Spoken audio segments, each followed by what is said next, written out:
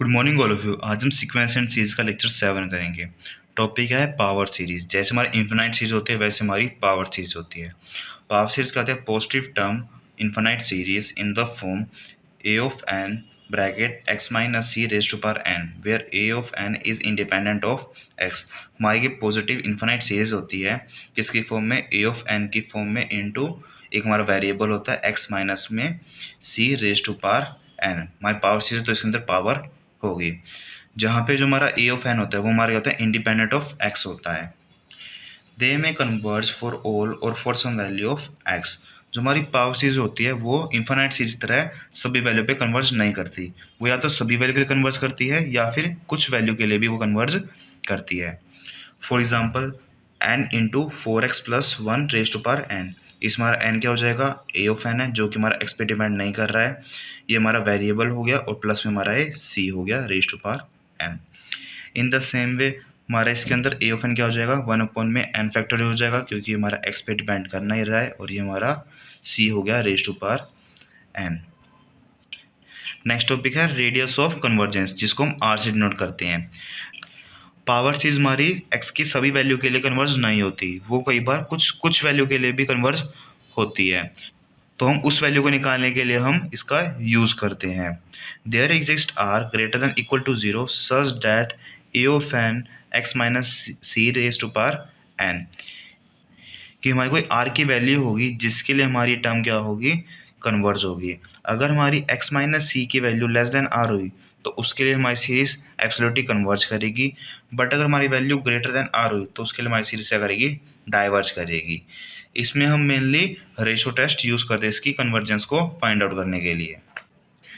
For example हमारे पास में series है minus one raise to power n into four x plus one raise to power n. हमें इसकी absolute कन्वर्जेंसी find करनी है, उसके लिए हमें एक्स की वैल्यू निकालनी है।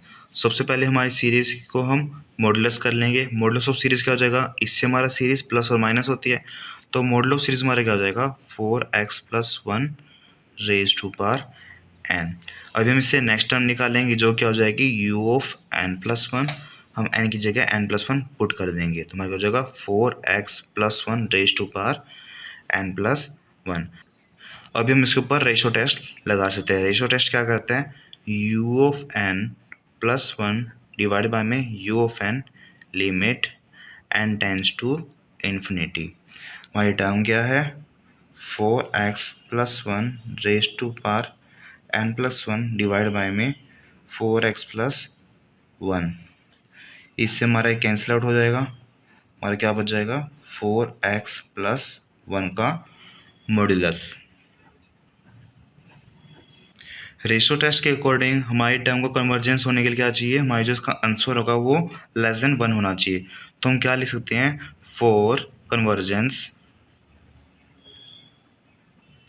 Modulus of four x minus one is less than one. अभी हम एक बार इस टर्म को पॉजिटिव कंसीडर करेंगे, एक बार हम इस टर्म को नेगेटिव कंसीडर करेंगे।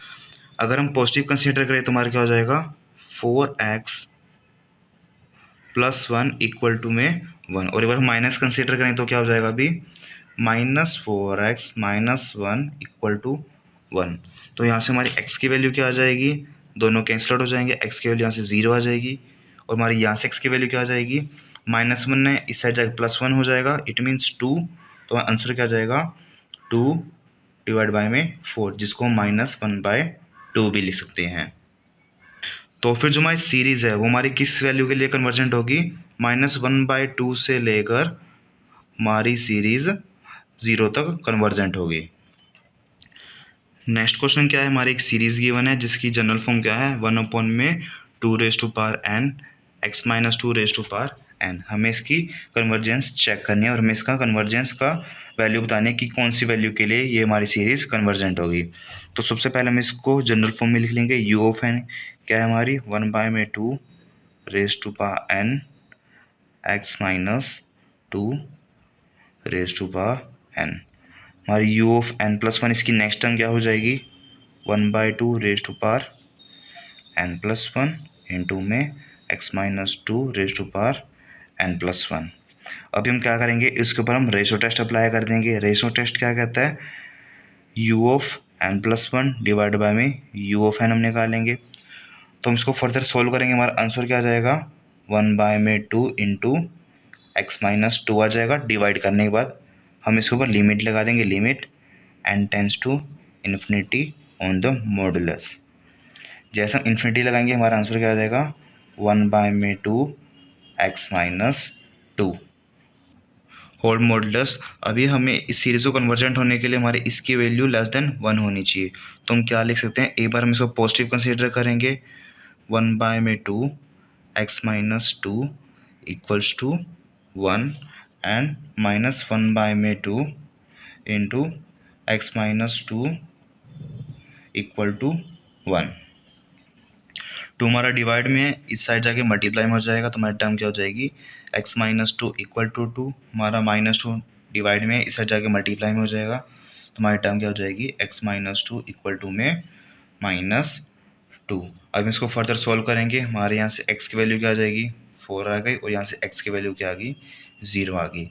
इट मीन्स हमारी जो सीरीज़ है वो हमारी 0 greater than x greater than 4 के लिए हमारी क्या होगी, सीरीज़ कन्वर्जेंट होगी। Thanks for watching. If you have any doubt, you can comment down in the comment box. Thank you.